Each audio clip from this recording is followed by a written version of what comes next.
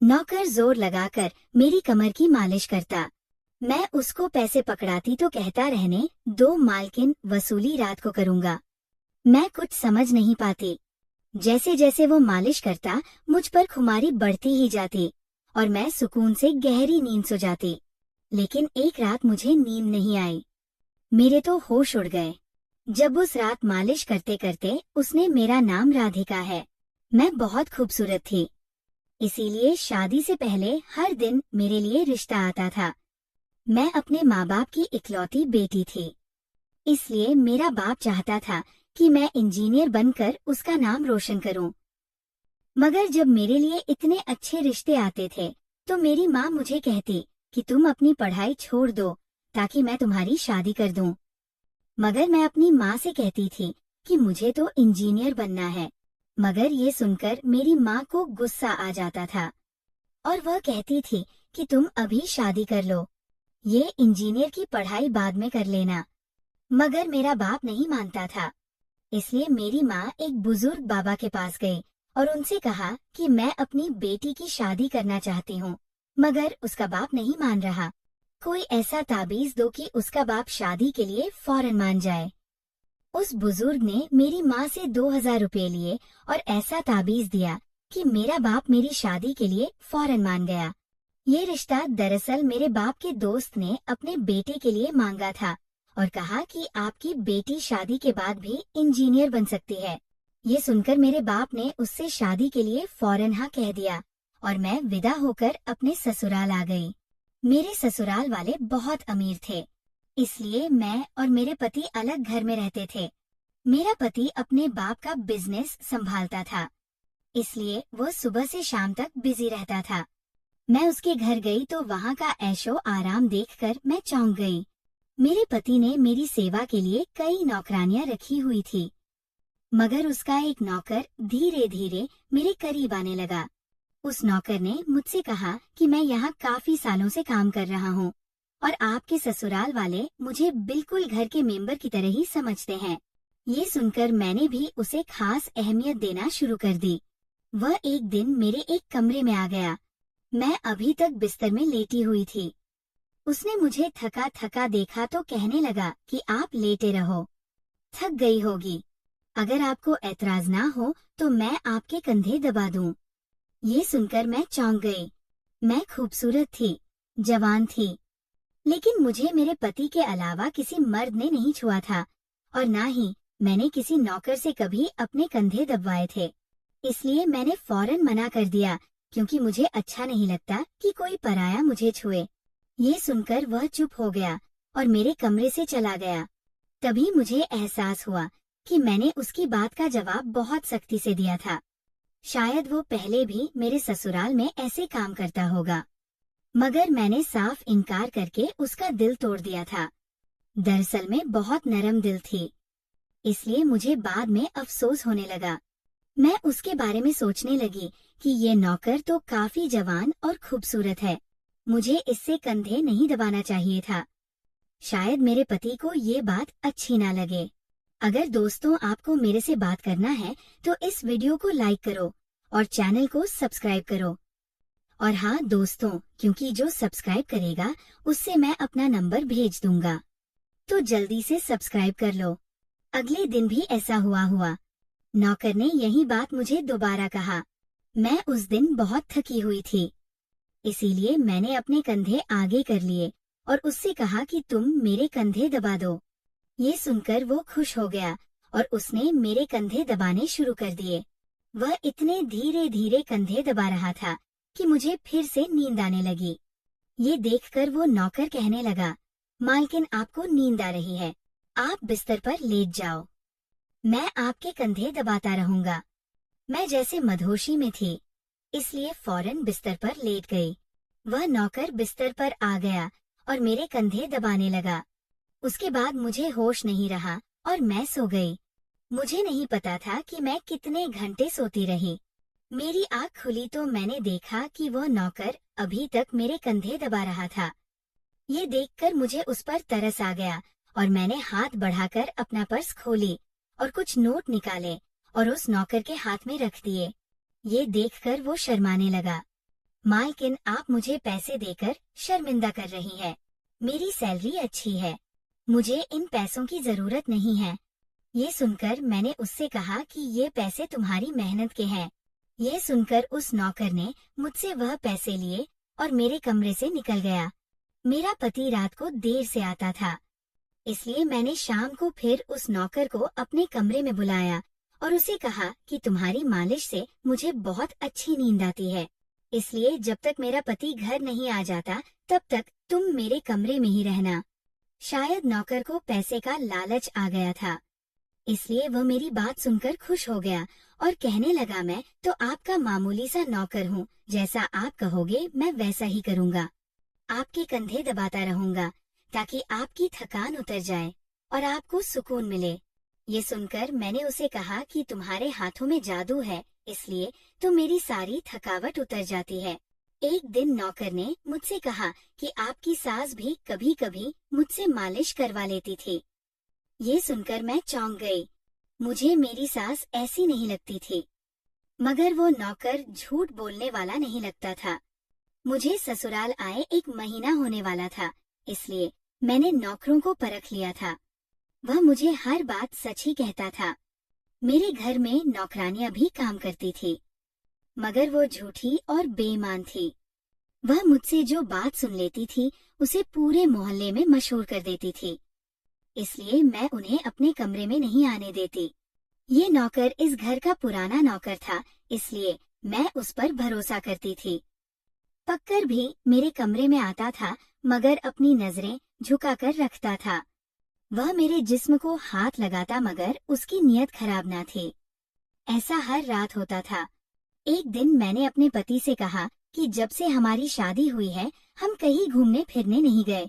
ये सुनकर मेरे पति ने कहा कि जब से हमारी शादी हुई है तुम भी तो हर वक्त नींद में रहती हो।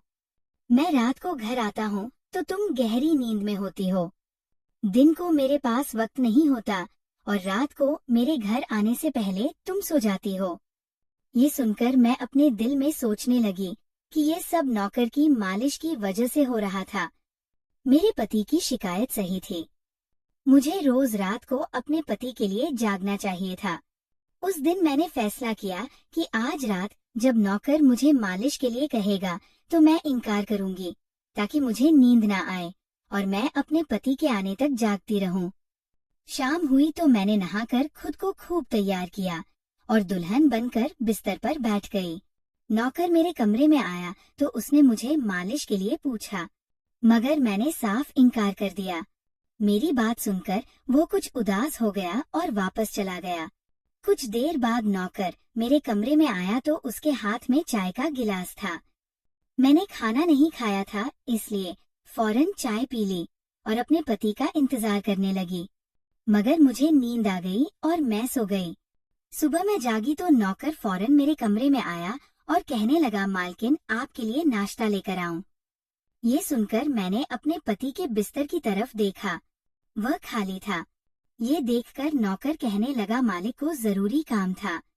वह नाश्ता करके चले गए। ये सुनकर मेरा मूड खराब हो गया।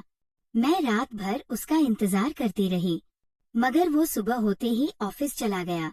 मैंने नौकर से कहा कि मेरे लिए चाय ले आओ। नौकर कमरे से बाहर निकल गया। तभी मैंने अपने जिस्म की तरफ देखा तो चौंक गई। रात को मैंने दुल्हन का कपड़ा पहना हुआ था, मगर अब मेरे जिस्म पर कोई और कपड़े थे, मगर मैंने अभी जेवरात पहने हुए थे। मेरा सर भारी होने लगा। मुझे ये सोचकर चक्कर आने लगे कि रात को मेरे साथ क्या हुआ था और मेरे कमरे में कौन था और उसने मेरे साथ क्या किया था, मगर मुझे कुछ याद न आया। मेरा दिल घबराने लगा और मैंने अपना सर पकड़ लिया। मेरा पूरा जिस्म दर्द कर रहा था, इसलिए नौकर चाय लेकर आया तो मैंने उससे कहा कि मेरा जिस्म दबा दो। ये सुनकर वो बिस्तर पर आ गया और मुझे दबाने लगा। उस दिन मैं देर तक बिस्तर पर पड़ी रही। उस दिन मेरे पति अचानक घर आ गए। मैंने उसे देखा तो उस पर बरस पड़ी। मैं रात को तुम्हारे लिए दुल्हन बनकर जागती रही, मगर तुम नहीं आए।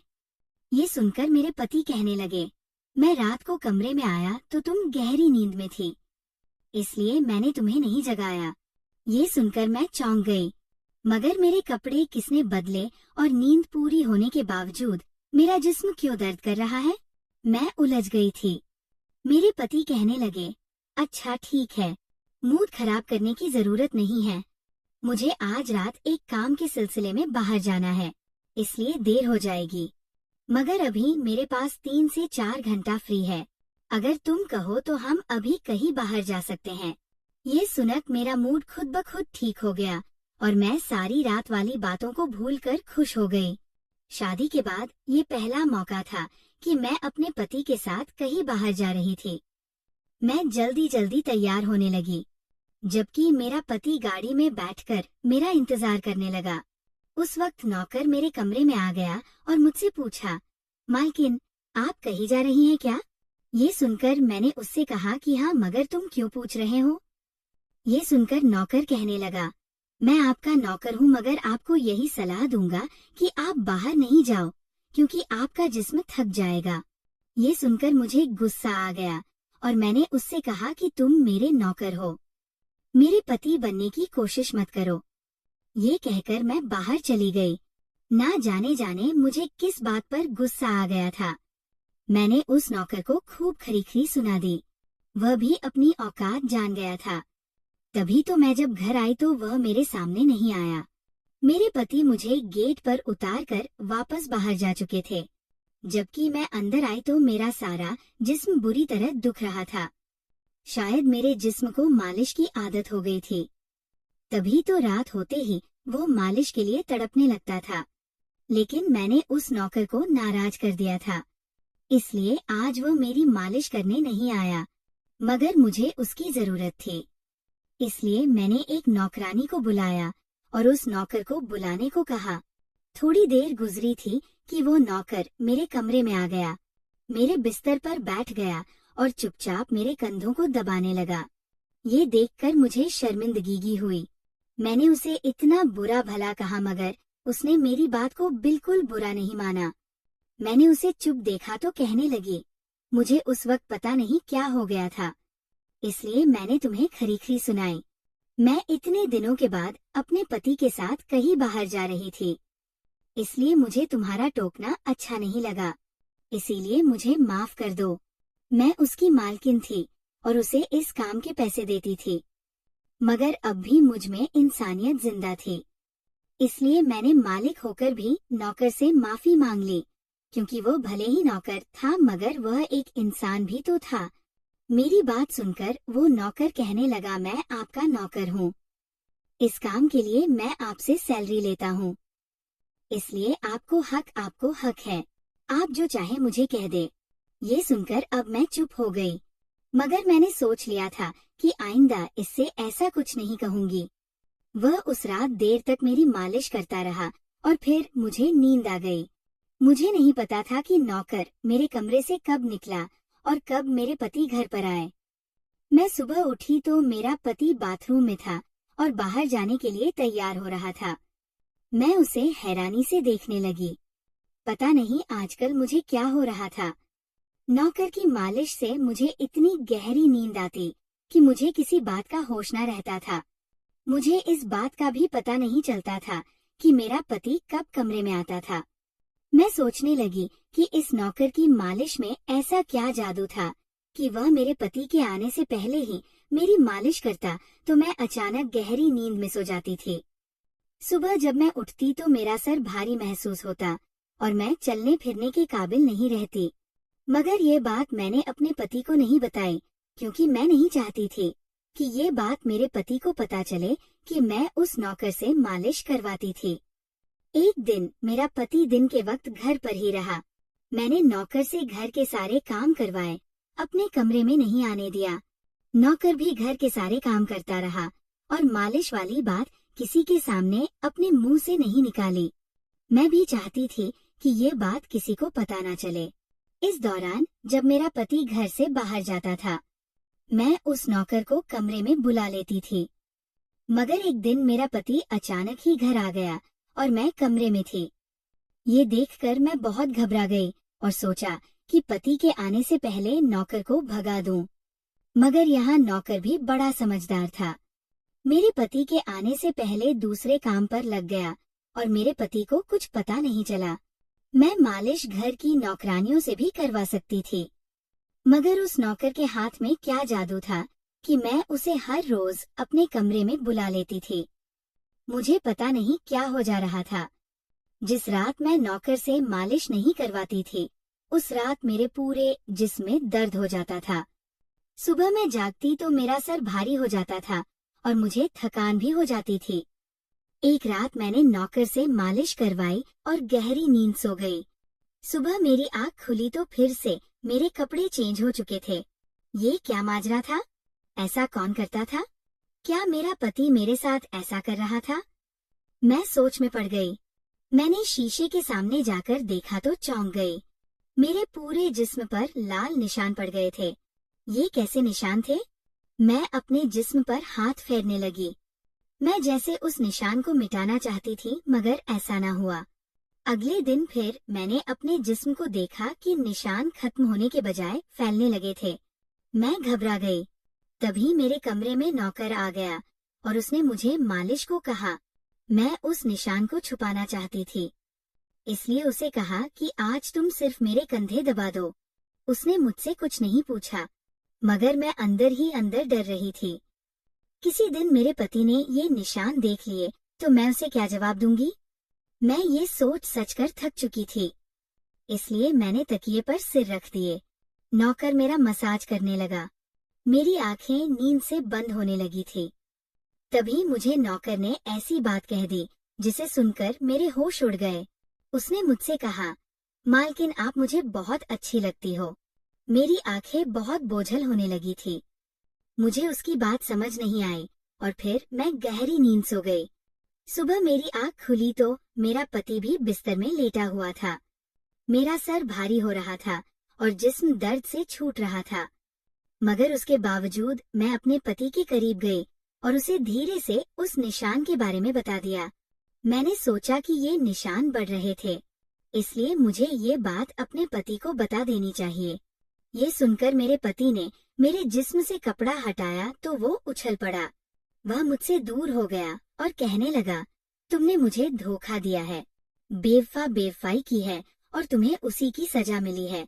ये कोई बीमारी नहीं है, बल्कि तुम्हारा गुनाह है। मुझ में क्या कमी थी जो तुमने दूसरा मर्द तलाश कर लिया? मैं काम में बिजी था। मर तो नहीं गया था कि तुमने एक और चक्कर चला लिया। ये सुनकर मैं हक्का बक्का रह गई तरगी। मैंने उससे कहा कि यह आप कैसी बातें कर रहे हैं, मैं बेकसूर हूँ। मगर मेरा पति हंसने लगा और कहने लगा, ये निशान बता रहे हैं कि तुम गुनाहगार हो, इसीलिए मेरे घर से निकल जाओ। मैं तुम्हें तलाक के पेपर भेज दूंगा। उसने मुझे धक्के मार मार कर घर से निकाल दिया। मैं रोते हुए अपने माँ बाप के घर आ गई और उन्हें अपनी बेगुनाही का यकीन दिलाया। वह मेरे अपने थे, इसलिए उन्होंने यकीन कर लिया। उन्होंने कहा कि वह मेरे पति से बात करने जाएंगे, मगर उनके जाने से पहले ही तलाक के कागज आ गए और मेरी हंसती मुस्कुराती दुनिया उजड़ गई। मैं इसका जिम्मेदार किसको ठहराती? कोई भी तो नहीं था। मैं कई दिनों तक रोती रही। मुझे ऐसा लगने लगा था जैसे मैं मरने वाली थी। एक दिन मेरी माँ मेरे कमरे में आई और कहने लगी कि तुमसे कोई मिलने आया है। मैं भाग कर गई कि शायद मेरे पति आए हो, उसे मेरी बेगुनाही का एहसास हो गया हो। मगर वहाँ मेरा पति नहीं था, बल्कि वही नौकर था जो उसके घर काम करता था। मैंने उसे आने का कारण पूछा तो वह कहने लगा, मैं आपके उन निशानों के बारे में जानता हूँ। ये सुनकर मैं चौंक गई। मैंने उसको कसकर पकड़ा और उसके शर्ट का बटन एक झटके से खोल दिया। मुझे अब समझ आया कि मेरे पति ने मुझ पर इतने गंदे इल्जाम क्यों लगाए थे। ये कहकर मैंने नौकर के सीने पर मुक्के मारने शुरू कर दिए। मैंने कहा, ये निशान मेरे जिस्म पर कैसे आए? तुमने मालिश के बहाने मेरे साथ क्या क्या किया था? मुझे सच सच बताओ। ये सुनकर नौकर ने मेरे दोनों हाथ पकड़ लिए और कहने लगा, मेरा नाम सौरभ है और मैं तुम्हारे साथ कॉलेज में पढ़ता था, मगर मुझे तुमसे प्यार हो गया। मैं भी इंजीनियर बनना चाहता था और मैंने सोचा था कि जब हम दोनों इंजीनियर बन जाएंगे तो मैं तुम्हारे बाप से तुम्हारा हाथ मांग लूंगा। मगर एक दिन तुम्हारी सहेली की जुबानी मुझे पता चला कि तुम्हारी माँ तुम्हारी शादी जल्द करना चाहती है, इसलिए मैंने डरकर तुम्हारे घर रिश्ता भेजा। मगर तुम्हारे बाप ने इनकार कर दिया और कहा कि मैं अपनी बेटी की शादी तब करूंगा जब वो इंजीनियर बन जाएगी। इसलिए मैं टेंशन फ्री होकर अपनी पढ़ाई करने लगा। मुझे एक हफ्ते के लिए अपने कजिन की शादी के लिए शहर से बाहर जाना पड़ा। तभी तुम्हारी शादी हो गई। वह ये सब मुझसे कह रहा था और मैं चुपचाप उसे देख रही थी। जब मैं वापस आया तो मेरी मोहब्बत किसी और की दुल्हन बन चुकी थी। मैं तुम्हारे प्यार और दीवानगी में तुम्हारे ही घर का नौकर बन गया ताकि मैं तुम्हारे करीब रह सकूं। मैं तुम्हारे करीब आना चाहता था, इसलिए मालिश के बहाने तुम्हारे कमरे में आ जाता था और रात को तुम्हारी चाय में बेहोशी की दवा मिल देता था ताकि तुम सोती रहो और तुम्हारा पति तुम्हारे करीब ना आ सके क्योंकि तुम मेरी थी। मैं तुम्हें किसी और के करीब नहीं देख सकता था। ये सुनकर मैं हक्का बक्का रह गई। क्या तुमने मेरे साथ कभी कुछ गलत किया? ये सुनकर उसने मेरा हाथ अपने सर पर रख लिया और कहा, मैं तुमसे प्यार करता था, इसलिए तुम्हारी इजाजत के बगैर मैं तुम्हारे साथ कुछ नहीं करना चाहता था। ये सुनकर मैंने उस निशान की तरफ इशारा किया जो हम दोनों के जिस्म पर थे। ये सुनकर वो हंस दिया और कहा कि मैं इंजीनियर हूँ और ये सिर्फ इन्फेक्शन है। ये मैंने इसीलिए किया ताकि तुम्हारे पति को हम दोनों के ऊपर शक हो जाए। यह कहकर उसने मुझसे माफी मांग ली और मैंने पूरे 1 साल उसे सजा देने के बाद माफ कर दिया और फिर उसके साथ शादी कर ली। तो मेरे प्यारे दोस्तों, ये थी हमारी आज की छोटी सी कहानी का पार्ट 1। आपको ये कहानी कैसी लगी कमेंट करके जरूर बताएं। अगर आपको ये कहानी पसंद आई हो तो इसे लाइक करें और अपने दोस्तों के साथ शेयर करें। अगर आप ऐसी ही और भी इंटरेस्टिंग और रोमांटिक कहानियां सुनना चाहते हो तो चैनल को सब्सक्राइब जरूर कर लें और बेल आइकॉन ऑन कर लें ताकि आपको मेरी हर कहानी समय पर मिल सके। क्या होगा अब आगे? क्या राधिका सौरभ के प्यार को स्वीकार करेगी या कुछ और बड़ा ट्विस्ट आएगा? ये जानने के लिए कल मिलेंगे पार्ट 2 के साथ। धन्यवाद।